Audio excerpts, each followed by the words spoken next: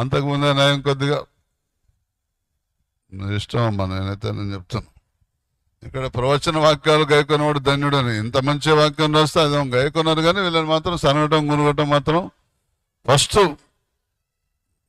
ఇష్టం.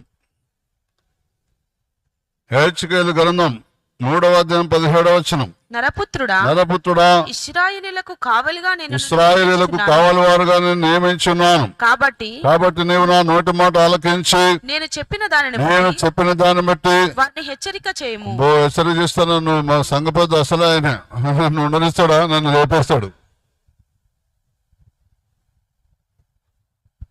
హెచ్చరిక చేస్తే నన్ను ఇంకా ఉన్నదా? వాళ్ళు నలుగురు కలిసి నన్ను ఎలగొడతారు. మళ్ళా నరపుత్రుడా, ఇశ్రాయేలు కావలి వారుగా నేను నియమించున్నాను. కాబట్టి నీవు నా నోటి మాట ఆలకించి నేను చెప్పిన దాన్ని బట్టి వారిని హెచ్చరిక.